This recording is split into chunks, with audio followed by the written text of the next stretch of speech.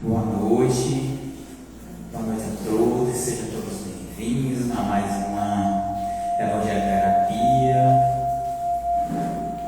Essa semana maravilhosa, na quarta-feira agora, né?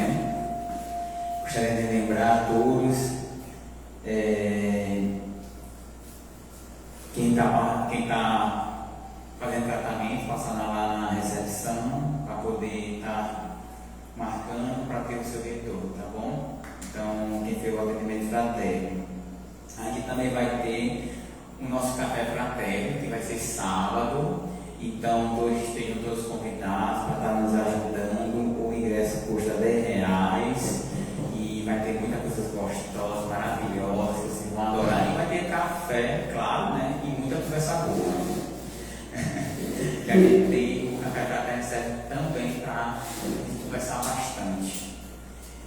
Lembrando que nós temos os atendimentos que já acontecem, né, aqui na casa, tanto no sábado quanto na quarta-feira, aqui também. Os estudos já, a partir de agora de fevereiro, vão estar de volta. Então, quem quiser estar participando, pode se informar lá na recepção. E também um dos estudos que eu já convido aqui de antemão é a questão do S, né, que vai estar voltando através de quem quiser estar participando do estudo sistematizado da doutrina espírita, como tantos outros, Dona Diângela,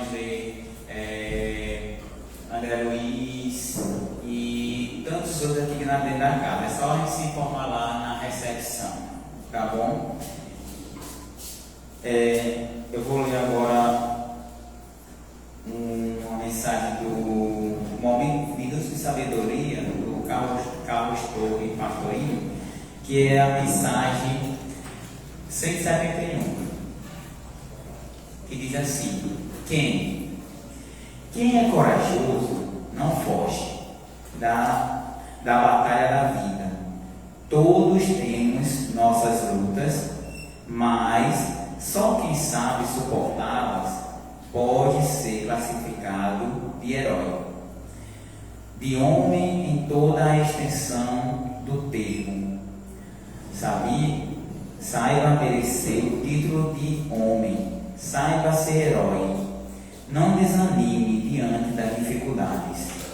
Enfrente a vida tal qual se apresenta, com suas alegrias e dores, e jamais pensem em fugir covardemente. Então, com essa leitura, eu convido a todos a fechar os olhos, a se querer, elevar os nossos pensamentos, pedir a espiritualidade amiga, a Deus, ao nosso irmão maior Jesus, que ilumine essa noite, que cubra todos nós com as energias benéficas, salutares, de amor e paz, transformando todos os nossos íntimos, transformando todas as nossas mazelas do dia, que as energias renovadoras da nossa bendita, amada e mancheira possam entrar nos nossos corações. Também pedimos que abençoe as palavras da nossa amiga Tamires, que hoje vai estar fazendo uma Evangelho Terapia aqui com vocês. Ao Senhor Deus, nos abençoe, nos ilumine e fique conosco hoje, agora e sempre. Que assim seja, graças a Deus.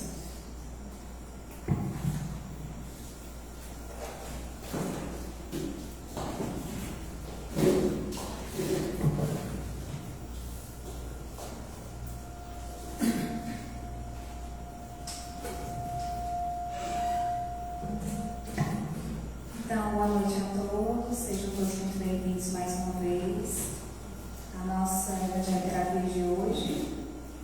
Nós estamos retornando ao início do Evangelho segundo o Espiritismo, nosso estudo de toda quarta-feira. E semana passada nós tínhamos aqui a Clara, que nos apresentou a parte introdutória, e hoje nós vamos ao capítulo 1, Não vim destruir a lei. Esse capítulo que trata das 3 revelações, Moisés, o Cristo e o Espiritismo, e que nos apresenta também a nova era. E é disso que nós vamos falar hoje. Como sempre fazemos, vamos ler um trechinho do Evangelho e apresentar os comentários e as explicações. Dentro do Evangelho, nós vamos perceber, quem já abriu, quem já leu sabe, que tem uma parte onde nós temos um comentário que não tem de quem é esse comentário, não tem assim do Espírito. Esse comentário sempre é do Kardec. Então, ali, quem está apresentando aquele comentário da passagem evangélica do início do capítulo é o Kardec.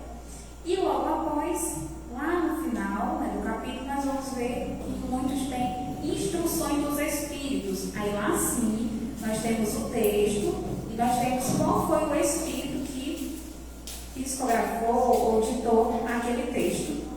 E ele está aqui.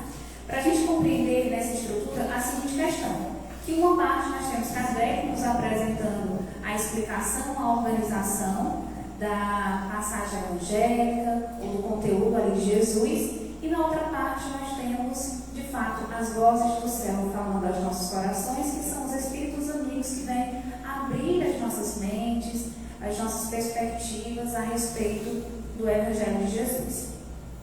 Então, compreendendo um pouco sobre Moisés, que foi a primeira revelação, sempre que nós pensamos em revelação, vamos à etimologia da palavra, do latim, né? Retirar o véu. Ou seja, sempre existiu, só que agora nós vamos descobrir, compreender. Quando Moisés chega ao mundo, ele vem trazer a revelação, a primeira revelação. Qual era a grande missão de Moisés? Vocês sabem? Sustentar a ideia do Deus único. Porque naquela época, lembrem, o povo era politeísta e muito bárbaro. Eles não tinham civilização como nós hoje temos, ainda temos pouco, porque se você anda no trânsito, você percebe que ainda falta muita educação. Então, nós temos hoje civilização mais do que os homens daquela época. Então, se a gente for imaginar como que era o povo daquela época, bárbaros, rudes, e Moisés veio com essa missão, disciplinar o povo e trazer a ideia do Deus único.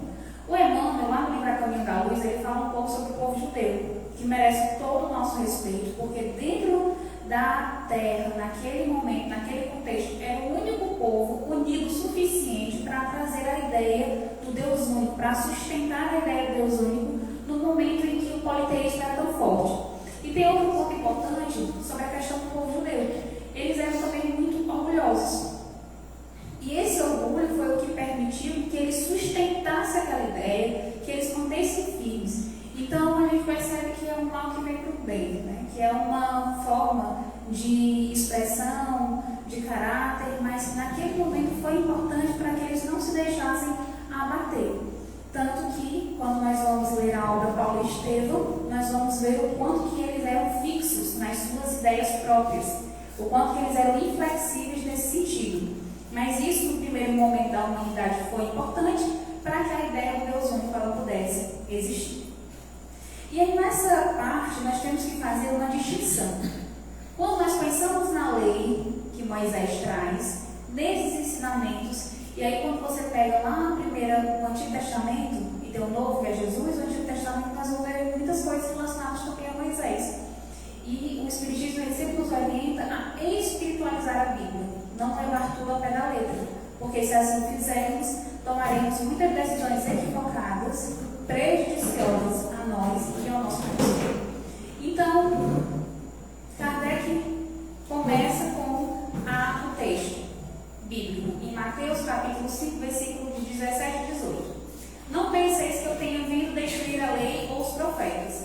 Não os vim destruir, mas cumpri-los. Porquanto em verdade vos digo que o céu e a terra não passarão, sem que tudo que se haja na lei esteja perfeitamente cumprido. Enquanto resta um único iota, que a gente pode substituir vírgula, né? E um único ponto. Ou seja, quando tudo estiver cumprido. Essa é a ideia. Então ele vem apresentar o cumprimento da lei divina. Naquela época, Moisés, qual foi a lei divina que Moisés trouxe? Que mais se aproxima do que Jesus nos apresentou? Os 10 mandamentos. Então ele veio cumprir aqueles 10 mandamentos, ele veio mostrar para a gente como é que faz na prática. Então ele vivenciou e trouxe tantas outras explicações. Então desde o início, quando ele começa a sua pregação, ele já mostra que ele não é uma ameaça ao povo judeu, ele não queria vir fazer, né, essa divisão, destruir a lei judaica, pelo contrário, ele veio cumprir. E aí nós temos o segundo item, comentário de Kardec sobre Moisés. Na lei mosaica há duas partes distintas: a lei de Deus, promulgada no Monte Sinai, e a lei civil ou disciplinar, decretada por Moisés. Então, a lei divina é uma lei imutável. Em todos os tempos vai ser a mesma.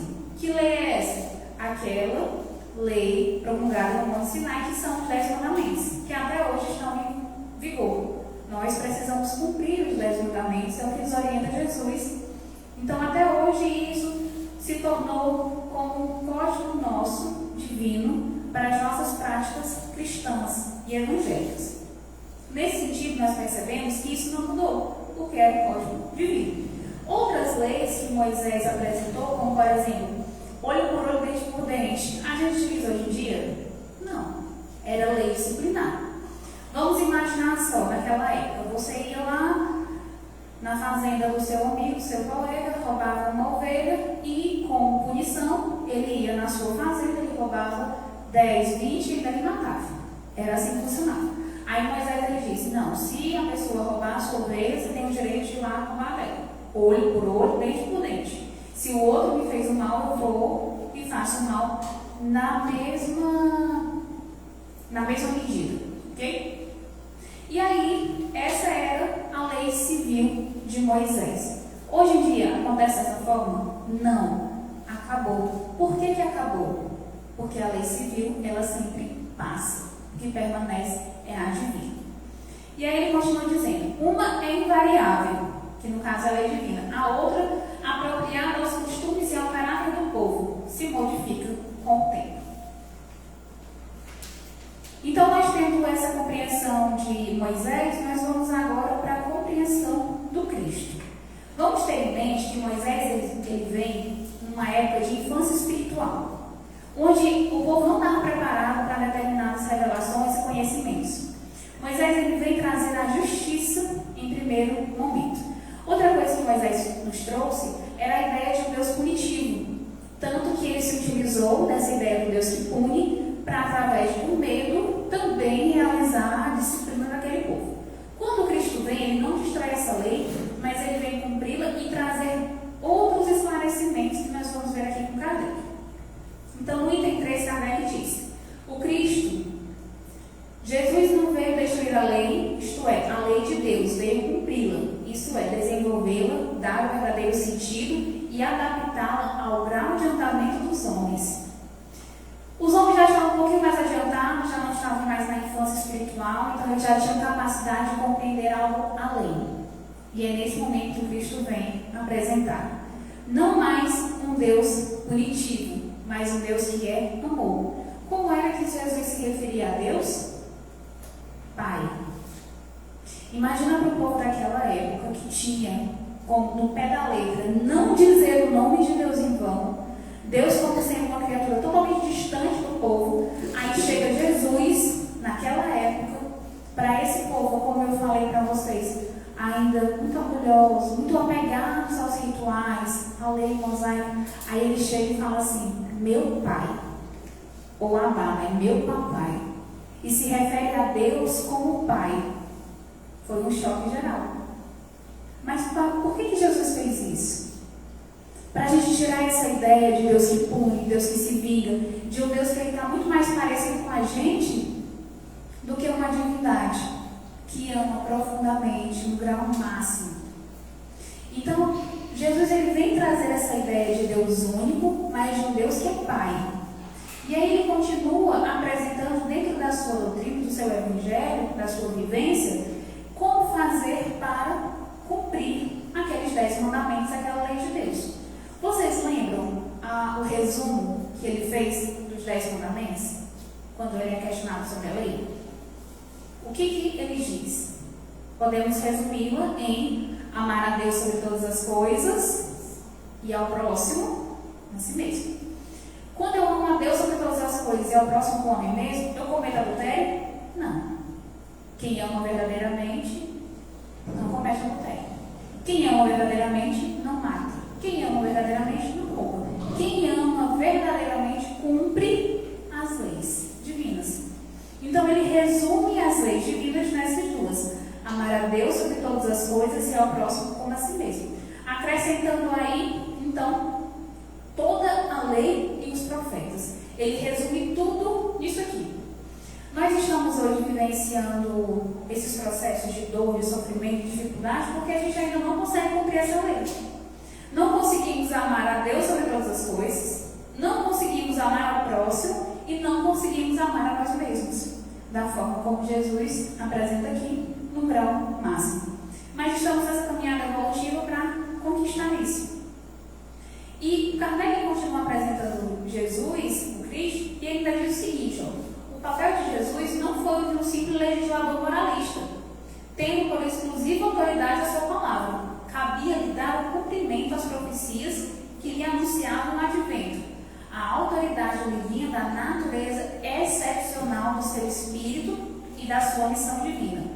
Ele veio ensinar aos homens que a verdadeira vida não é a que transcende na terra, e sim a que é vivida no reino dos céus. Ele veio trazer também a ideia do futuro, da vida futura. A ideia de que o reino dele não era nesse mundo material, nesse mundo onde ainda o apego era aos bens materiais, onde as pessoas ainda viviam nessa rudeza de coração. Ele não governaria ou reinaria nesse reino, mas sim no reino celeste, onde aqueles comungariam com ele, aqueles que cumprissem as suas leis, ou as leis divinas, que vivenciassem como ele vivenciou a verdade. E continua Kardec. Ele veio ensinar aos homens que a verdadeira vida não é a que transcende da terra, e sim a que é vivida no reino dos céus, veio ensinar-nos o caminho que a esse reino conduz, os meios de eles se reconciliarem com Deus e de pressentirem esses meios na marcha das coisas por vir, para a realização dos destinos humanos. Entretanto, não quis tudo, limitando-se respeito a muitos pontos, a lançar o germe de verdades que, segundo ele próprio o declarou, ainda não podiam ser compreendidas. Jesus dizia que aquele povo, aquele grupo, ainda não conseguia compreender todas as verdades e que por isso não falaria.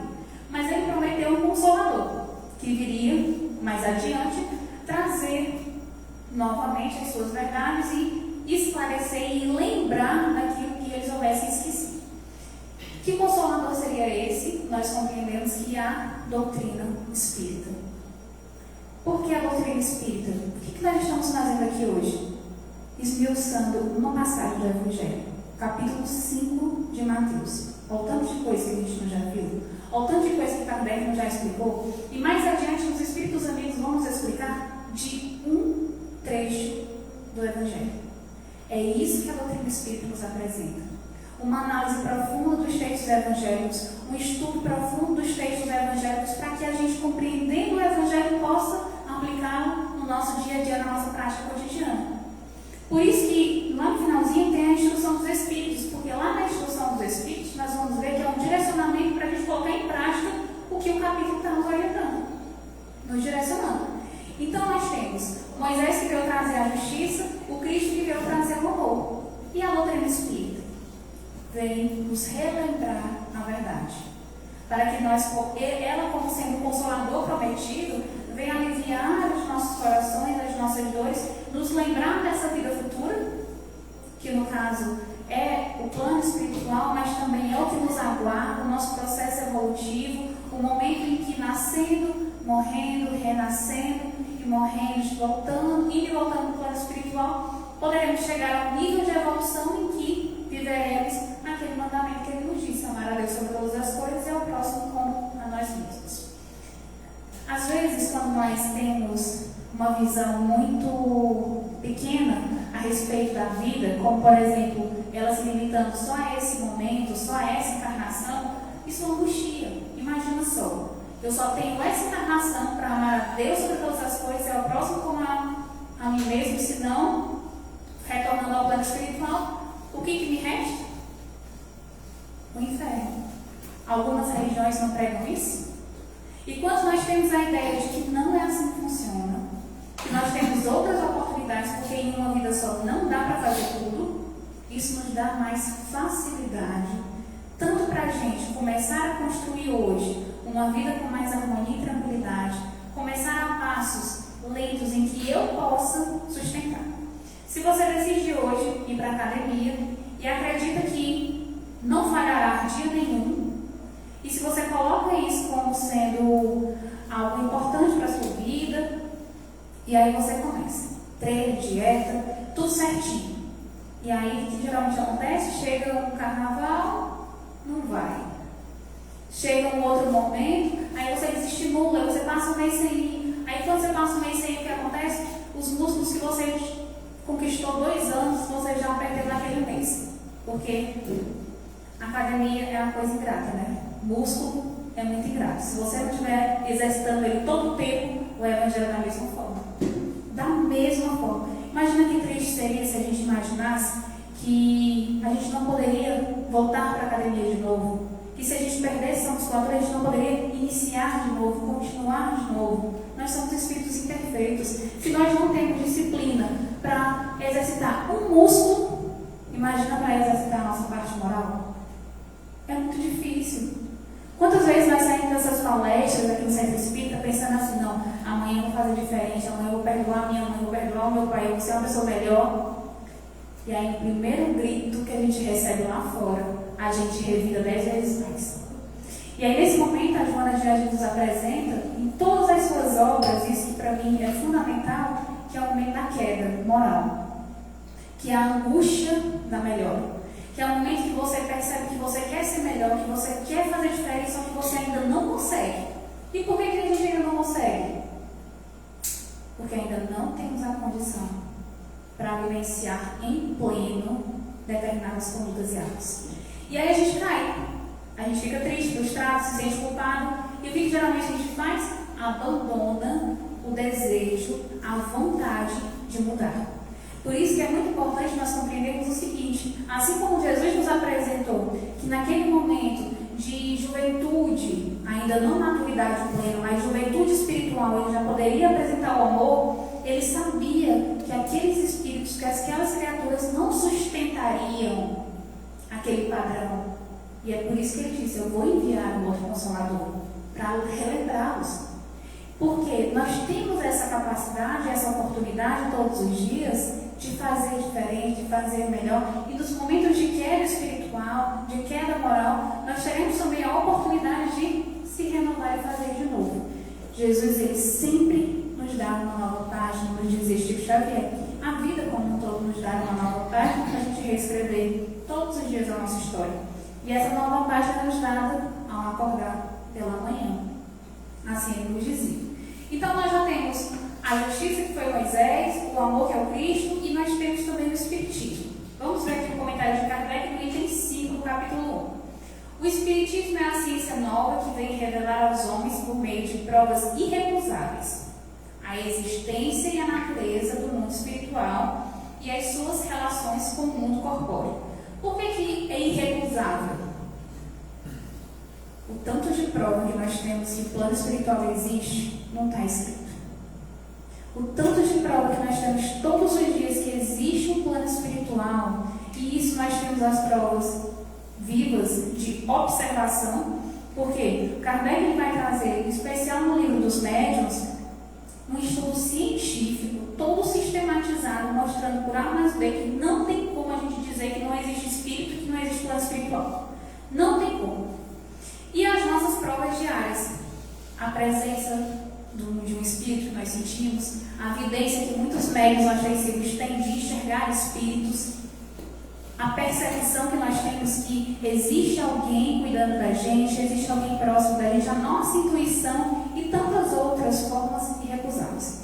Mas, em especial delas, aqui nós vamos ver, Kardec nos apresenta que é a comunicabilidade dos espíritos. Então, o plano espiritual começa a se comunicar com o plano físico, e Kardec ele vem codificar e organizar esse processo para nos mostrar assim, não tem mais como negar que existe plano espiritual, porque olha só, os espíritos já estão aí, se comunicando conosco, e nos trazendo revelações que sozinhos nós não conseguiríamos. Para ilustrar para vocês, nós temos uma obra chamada Evolução dos Mundos, que é uma obra do André Luiz, uma obra científica, de 1945, se eu não me engano, E quando nós lemos a obra de André Luiz, e muitos cientistas da época leram e disseram que ali tinham inverdades, coisas que não faziam sentido na academia científica. E hoje, as obras de André Luiz são provadas pela ciência. Por quê? Porque antes da ciência saber, André Luiz, por meio de Chico Xavier, um médium que não tinha conhecimento científico acadêmico, que morava numa cidadezinha de Minas Gerais, já trouxe ali naquela obra, pela psicografia, conhecimentos científicos vastíssimos, que só hoje, em pleno 2026, depois dos anos 2000, é que a ciência foi ver e perceber que realmente era verdade. E o Haroldo diz que a ciência apresentada nessa obra é uma ciência em que nós só vamos ter pleno conhecimento dela, que aquela obra só vai fazer pleno sentido daqui a 300 anos. Para a gente entender o quanto que é evoluído o plano espiritual e para a gente perceber que de fato isso existe. Continuando sobre o Espiritismo, ele sendo esse nosso consolador prometido, no item 6 nós temos: a lei do Antigo Testamento teve em Moisés a sua personificação. A do Novo Testamento tem no Cristo. Só que a terceira revelação não tem um personagem, não é Kardec. O Espiritismo é a terceira revelação da lei de Deus, mas não tem uma personificação, nenhuma individualidade, porque é o fruto do ensino dado não por um homem, e sim pelos Espíritos, que são as vozes do céu. Em todos os pontos da terra, com o concurso de uma multidão inumerável de intermediários. O que aconteceu quando a doutrina espírita chegou ao mundo? Esse processo de mediunidade, comunicabilidade com os Espíritos aconteceu em todos os pontos do globo terrestre. Não foi só na França, não foi só no Brasil, foram em todos os pontos. Kardec só pegou as mensagens, organizou e montou o que a gente chama de Pentateuco, que são 5 obras que se tornam a base da doutrina espírita. E, de certa maneira, um ser coletivo formado pelo conjunto dos seres do mundo espiritual, cada um dos quais traz o atributo de suas luzes aos homens, para lhes tornar conhecido nesse mundo a sorte que os espera. E trazendo também essa questão do Consolador Prometido, nós vamos ver, dentro da estrutura do Evangelho segundo o Espiritismo, o seguinte: lá no Sermão da Montanha, Jesus começa o Sermão da Montanha por qual passagem? Vocês lembram? Por qual orientação? Bem-aventurados os pobres de espírito, nos apresentando a humildade. Só que Kardec, na organização dessa obra, ele traz primeiro o quê?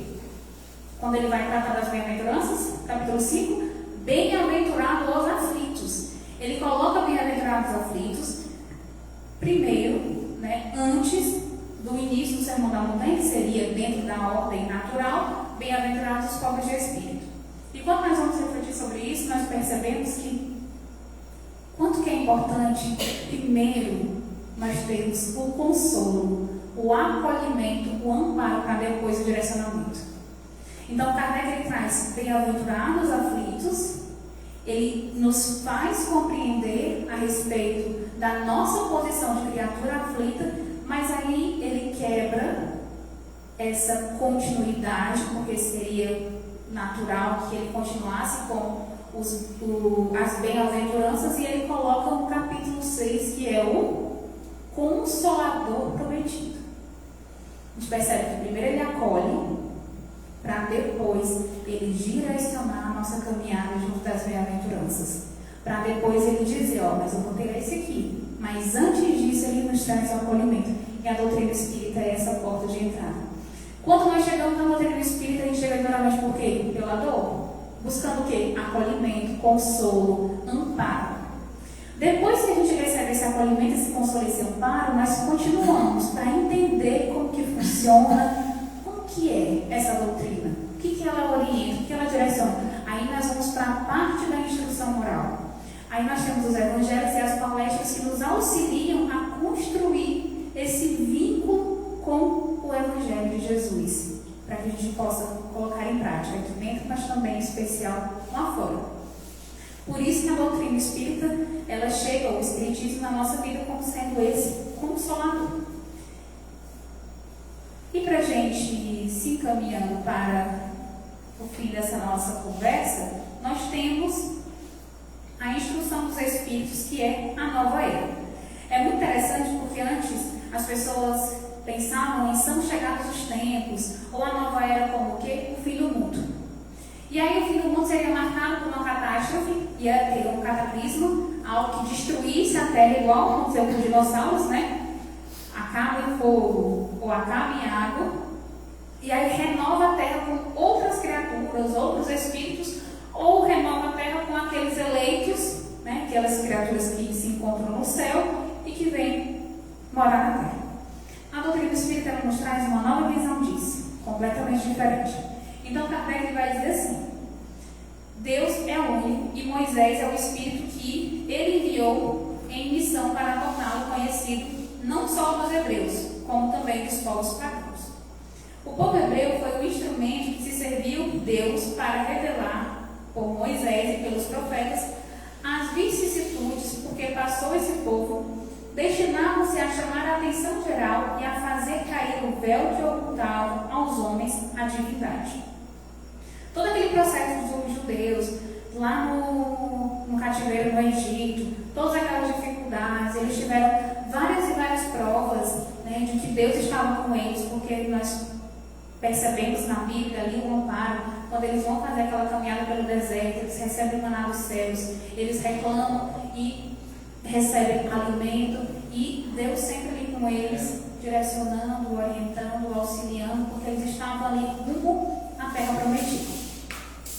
Hoje em dia nós compreendemos que a terra prometida ela não é um lugar físico, mas ela é a plena comunhão com Deus, porque pleno de comunhão com Deus estaremos nutridos e saciados, e assim dizia a profecia. Então aquele povo ele teve essa missão de trazer essa ideia do Deus único e tornar conhecido por toda a terra. E a própria história, como que eles vivenciaram isso, auxiliou nesse processo de marketing, para que chamasse a atenção e para que se tornasse conhecido. A moral que Moisés ensinou era apropriada ao estado de adiantamento e que se encontravam os povos que ela se propunha regenerar. Então, aquele grupo ali, como eu falei, que estava ainda na sua infância espiritual, o Moisés falou de acordo com o que eles compreendiam e da necessidade deles. O Cristo foi o iniciador da mais pura, da mais sublime moral, da moral evangélico-cristã. Ele vem já na juventude espiritual da humanidade trazer a ideia não só do Deus único, mas do Deus que é Pai e também do amor, que há de renovar o mundo, aproximar os homens e torná-los irmãos. E aí quando ele traz a questão do amar ao próximo como a nós mesmos, é igualando todos nós, não tem nenhum melhor do que o outro, somos todos irmãos, filhos de um mesmo Pai. Aproximar os homens e torná-los irmãos, que há de fazer brotar de todos os corações a caridade, o amor ao próximo e estabelecer entre os humanos uma solidariedade comum. E aí ele continua. É a lei do progresso a que a natureza está submetida, que se cumpre, e o Espiritismo é a alavanca de que Deus se utiliza para fazer que a humanidade avance. Por que o Espiritismo é essa alavanca? Porque ele vem atuar não apenas na frente religiosa, mas também na filosófica e na científica. Ele vem trazer contribuições além da religião. Ele perpassa outros campos. E não apenas isso, como nós temos de compreensão, vem nos lembrar de Jesus, nos lembrar do cristianismo prometido. São chegados os tempos em que hão de desenvolver as ideias para que se realizem os progressos que estão nos desígnios de Deus. Tem elas de seguir a mesma rota que percorreram as ideias de liberdade, suas precursoras. Não se acredite, porém, que esse desenvolvimento se efetue sem lutas. Não. Aquelas ideias precisam, para atingirem a maturidade, de abalos e discussões, a fim de que atraiam a atenção das massas. Uma vez isso conseguindo a beleza e a santidade da moral, tocarão os espíritos, que então abraçarão uma ciência que lhes dá a chave da vida futura e descerra as portas da felicidade eterna. Moisés abriu o caminho, Jesus continuou a obra, o Espírito a concluirá. Nós vamos compreender com Emmanuel que o Espiritismo, ele não é a religião religião do futuro. Ele é o quê? O futuro das religiões. Como assim? A gente não está dizendo que no futuro só vai ter o espiritismo e só ele acabou. Não é isso. Isso não vai acontecer. Kardec nunca nos apresentou isso, nem os espíritos amigos. Mas ele é o futuro das religiões, por quê? As religiões, os homens em especial, as organizações religiosas, nesse progresso natural que o globo sofre, eles vão começar a compreender as ideias cristãs primitivas que o espiritismo vem trazer ao mundo. Como assim? Nós observamos que hoje, meus irmãos, e isso não é uma crítica nas outras religiões de forma alguma, mas que se tem um direcionamento muito grande das religiões para a parte da matéria, daquilo que é material, do dinheiro, do status social, do poder. E pouco se ouve falar, em muitas religiões, de voltar ao cristianismo primitivo, às ideias iniciais de Jesus, que era da fraternidade verdadeira, de construir vínculos fraternos com os irmãos, de amar, de fazer a caridade e de ajudar.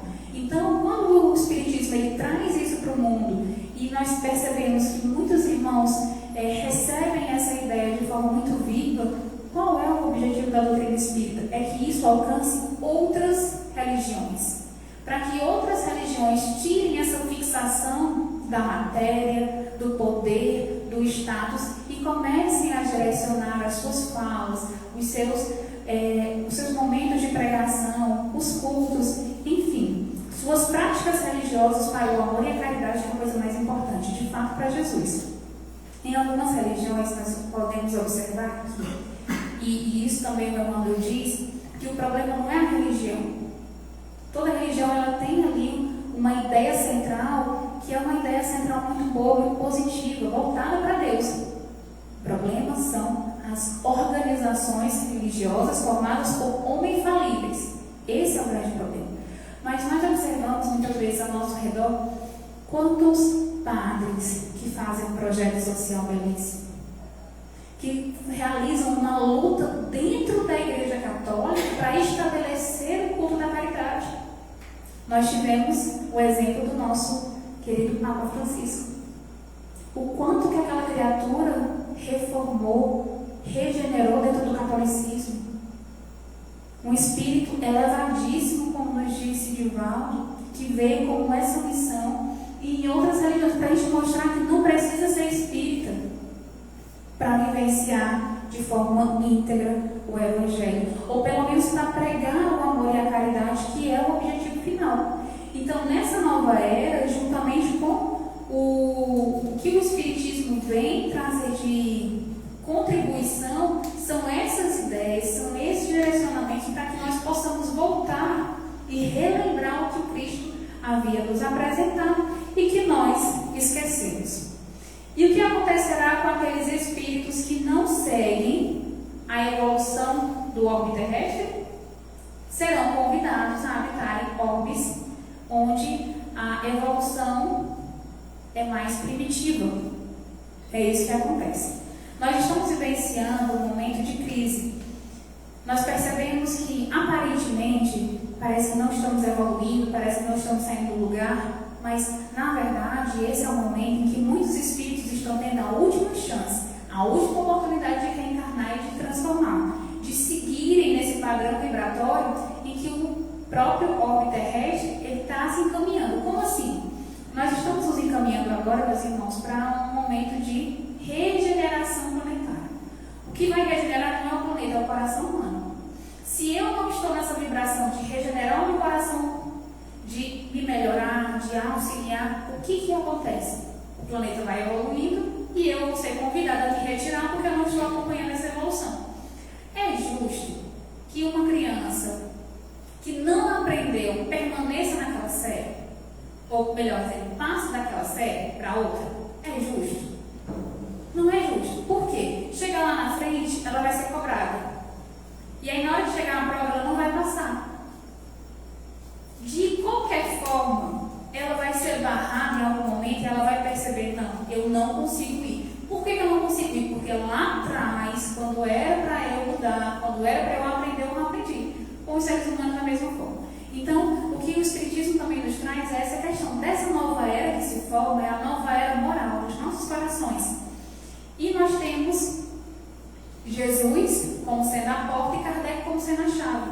A perceber que, hoje, meus irmãos, a chave que abre as portas desse Evangelho para que nós possamos vivenciar é a doutrina espírita. No sentido de que estamos ensinando a volta desse cristianismo primitivo, onde o que o Cristo nos apresentou foi o amar a Deus sobre todas as coisas, ao próximo como a nós mesmos, e a prática da caridade. E por que é urgente que nós possamos assumir esse compromisso com Jesus e com nós mesmos? O compromisso da nossa evolução e da vivência do Evangelho. Porque o planeta está evoluindo. E nós gostaríamos muito de evoluir com ele. E para isso precisamos manter esse ritmo de progresso e de evolução, buscando nos reformar, nos melhorar, contribuindo não só para a minha evolução, mas também para a evolução coletiva daqueles que estão ao meu redor, porque o Cristo também nos apresentou o seguinte, que não é só pela palavra que nós orientamos ou que nós apresentamos o Evangelho, é em especial pela vivência, por isso que ele veio cumprir a lei, por isso que ele veio cumprir a verdade. Então, gostaríamos que, ao sair daqui, possamos todos mentalizar, vibrar para a nossa melhoria íntima, para a nossa reforma espiritual, para que possamos continuar nesse orbe terrestre, sendo agentes e instrumentos de Jesus aqui na Terra para a evolução desse planeta. Muito obrigada.